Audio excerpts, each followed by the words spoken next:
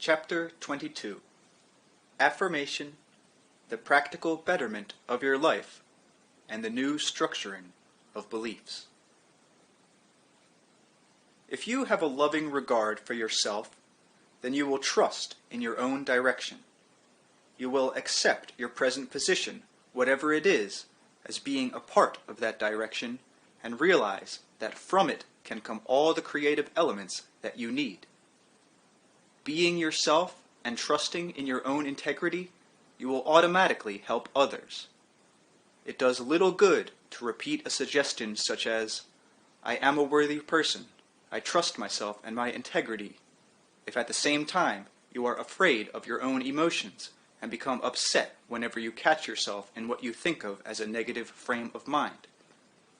As lovers can see the quote-unquote ideal in their beloved, and yet be well aware of certain inadequacies, certain deviations from that ideal, so can you, loving yourself, realize that what you think of as imperfections are instead gropings toward more complete becoming.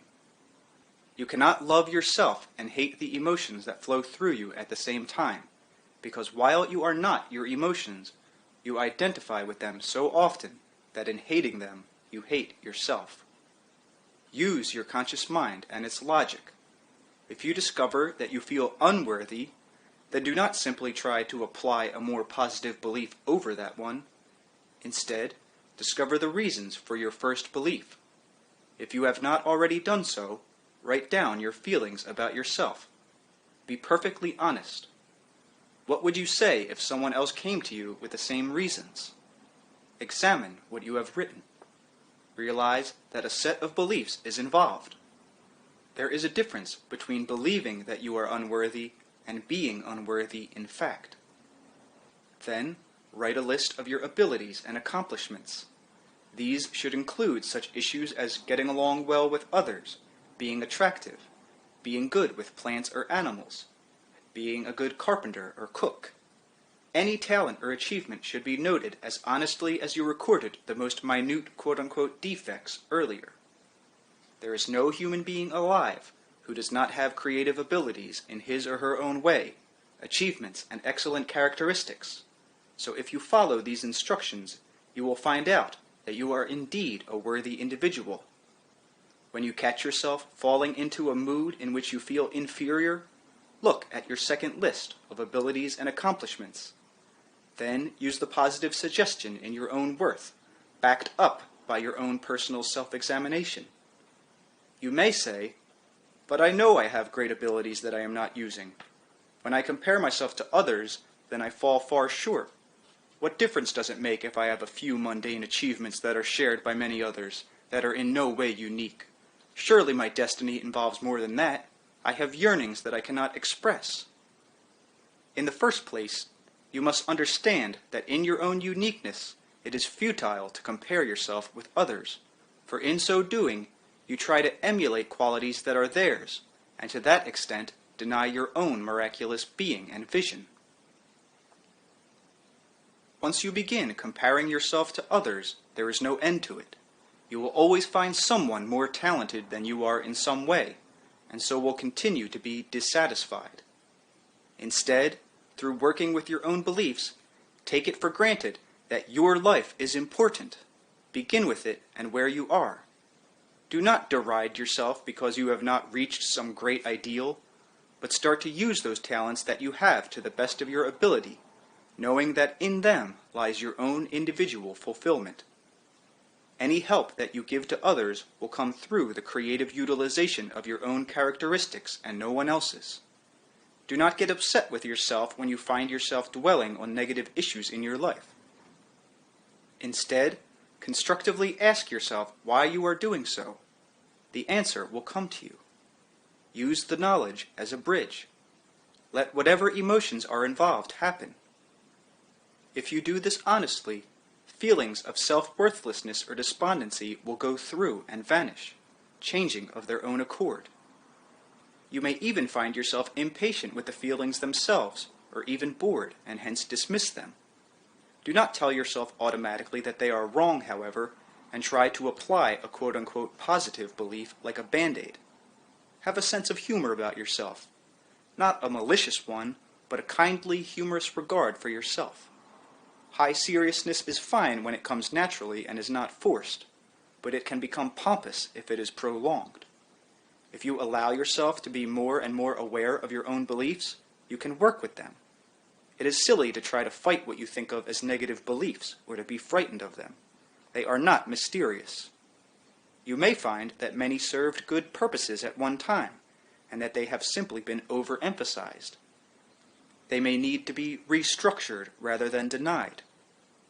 Some beliefs may work very positively for you for certain periods of your life. Because you have not examined them, however, you may carry them long after they have served their purpose, and now they may work against you. For example, many of the young believe at one time or another that their parents are omnipotent, a very handy belief that gives children a sense of security. Grown into adolescent years, the same offspring are then shocked to discover their parents to be quite human and fallible, and another conviction often takes over, a belief in the inadequacy and inferiority of the older generations, and in the rigidity and callousness of those who run the world. Many embarking upon young adulthood think that the older generations have done everything wrong. However, this belief frees them from childish concepts in which older persons were always not only right but infallible, and it gives them the challenge to tackle personal and world problems. For a while, the new adults often feel themselves to be invincible, beyond the boundaries of creaturehood even. This belief again endows them with the strength and energy they need to begin a life for themselves and to form their own mass world. Yet in material terms, they must all realize, sooner or later, not only the challenges, but the other peculiar characteristics of creaturehood, in which basically no such generalized beliefs make sense. If, at the age of 40, you still believe in the infallibility of your parents, then you hold that idea way beyond its advantageous state for you. Using the methods in this book, you should discover the reasons for this belief, for it will prevent you from exerting your own independence and making your own world. If you are 50 and are still convinced that the older generations are rigid, fast in the way of growing senile, mentally incompetent, and physically deteriorating, then you are holding an old belief in the ineffectiveness of the older generations and setting up negative suggestions for yourself. Conversely, if you are 50 and still believe that youth is the one glorious and effective part of a lifetime, you are of course doing the same thing. A young adult, gifted in a particular area, may hold a belief that this ability makes him or her superior to all others. This may be quite beneficial for the person involved at a given time, to provide the needed impetus for development and the necessary independence in which the ability can grow. The same person, years older, may find that the identical belief has been held too long, so that it denies very important emotional give and take with contemporaries, or becomes restrictive in other ways. A young mother may believe that her child is even more important than her husband, and according to the circumstances, this belief may help her pay the necessary attention to the child. But if the concept is held as the child grows older, then this can also become highly restrictive. A woman's entire adult life can be structured according to such an idea if she does not learn to examine the contents of her mind. A belief that has positive results for a woman of 20 will not necessarily have the same effect for a woman of 40, who, for example, may still pay far more attention to her children than her husband. Many of your beliefs are of course cultural, but you have still accepted those that serve your own purposes. As a rule, men in your society believe themselves logical, while women are considered intuitive. Women, now trying to assert their rights, often fall into the same trap, but backwards, trying to deny what they think of as inferior intuitive elements for what they think of as superior logical ones. Certain beliefs then will structure your lives, often for given periods. You will grow out of many of them. When you do, the inner structuring will change, but you must not cravenly acquiesce to quote-unquote leftover beliefs once you recognize them. I feel inferior because my mother hated me, or I feel unworthy because I was scrawny and small as a child.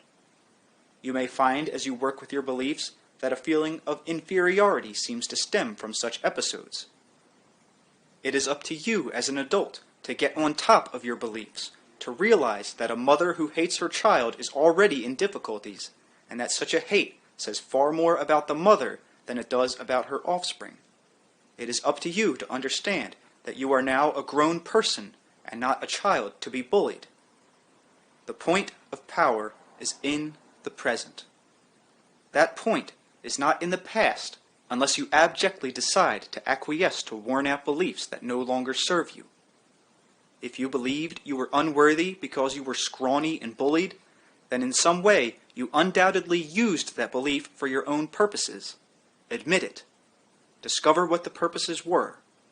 Perhaps you compensated, became athletic later, or used the impetus to go ahead in your own way. If your mother hated you, you may have used that to assert independence, to give you an excuse or a pathway, but in all cases you form your own reality, and so you agreed to it. Many people who write to me feel that they have unusual psychic or writing abilities, or sense an outstanding need to help others.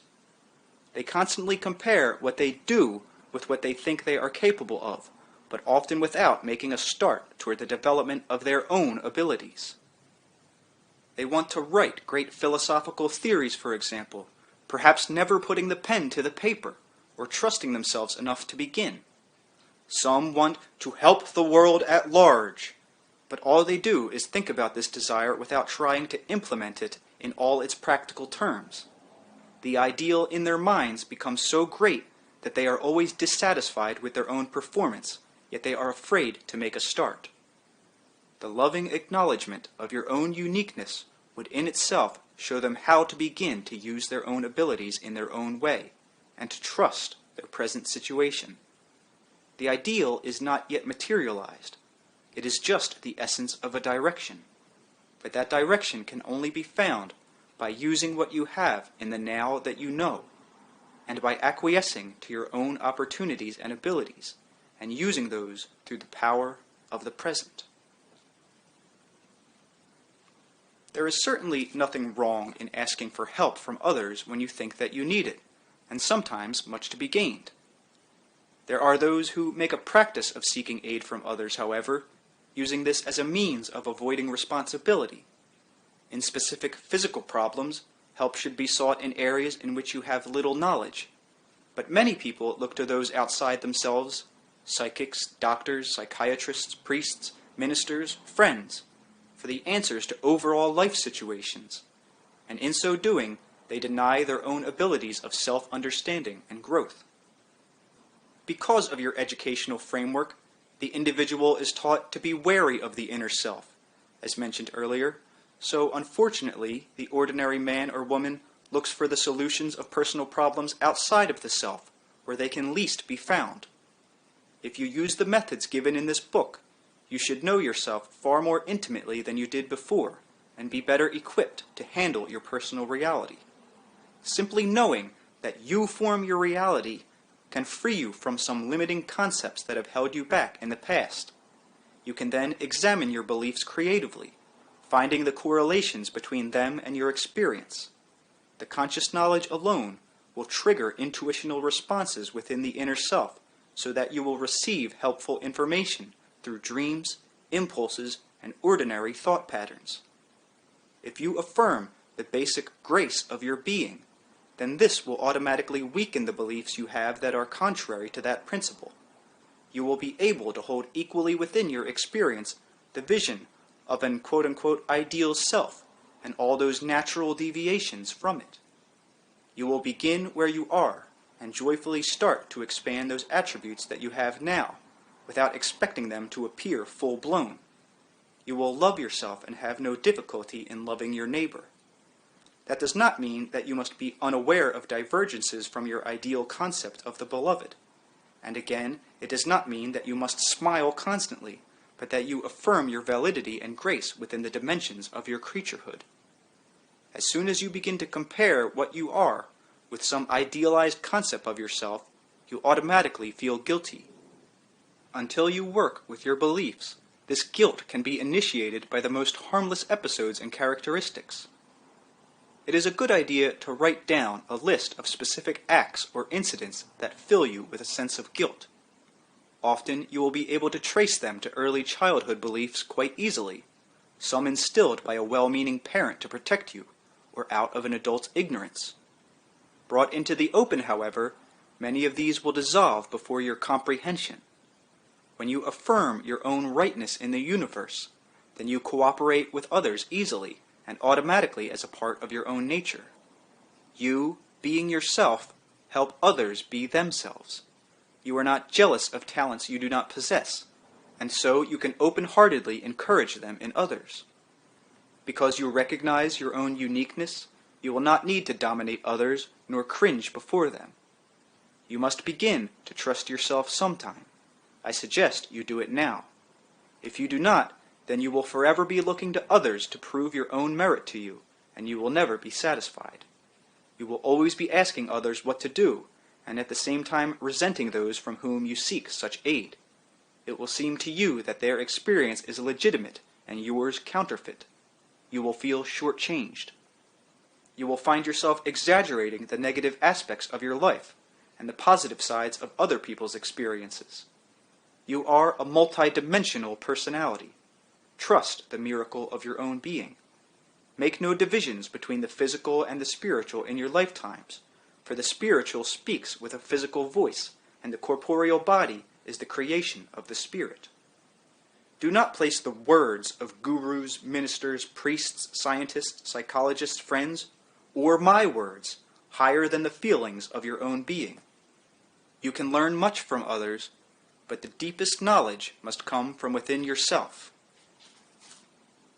Your own consciousness is embarked upon a reality that basically can be experienced by no other, that is unique and untranslatable, with its own meaning, following its own paths and becoming. You share an existence with others who are experiencing their own journeys in their own ways, and you have journeying in common then. Be kind to yourself and to your companions. I am also journeying.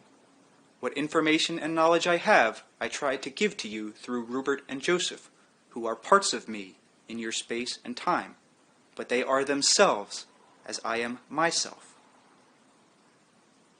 Now, Rupert's own beliefs in the nature of his consciousness helped bring about these sessions. Rupert and Joseph have both worked with the nature of creativity, and from an early age, each of them sought for answers, but most of all, they trusted the destiny and grace of their beings. They might have felt that they had lost direction at times. For certain periods, they might have had problems in which they forgot their aims momentarily, and yet their beliefs in themselves, individually and together, were strong enough to give them their present reality. Many who write want to develop and use the same abilities, yet it is obvious from their letters that their beliefs prevent them from trusting the inner self enough. You cannot fear your own being and expect to travel through it to explore its dimensions. First, you must take the simple step of affirming your identity. That affirmation will release those attributes that you have and open up new avenues of experience. They will and must be your own. When you ask others to interpret your dreams, for example, you are automatically putting the fulfillment of your own potentials a step away. When you ask another to tell you the direction of your life, then to some extent you keep from yourself the realization that you yourself possess. Without that awareness, no methods will help you. Now, in ordinary terms, this book has included no esoteric instructions to help you achieve what you may think of as spiritual development or psychic expertise. Yet, it is a preliminary for all of those who want to use creaturehood as a framework through which to perceive and experience other realities. As I mentioned earlier, you will not become more spiritual by denying your flesh. This is the life you are living. Trust the living that flows through you. By doing so, other realities will make themselves known. They will add dimension and depth to your present reality. You make your own reality, wherever you travel and in whichever dimension you find yourself. Before you embark upon other journeys of consciousness, understand that your beliefs will follow you and form your experience there as they do here. If you believe in demons, you will meet them, in this life as enemies, and in other realms of consciousness as devils or quote-unquote evil spirits. If you are frightened of your emotions and believe them wrong, then when you try quote-unquote psychic experiments, you may believe that you are possessed. Your feelings, the repressed ones, will seem demonic. You will be afraid to assign them to yourself, and so will think that they belong to a disembodied spirit.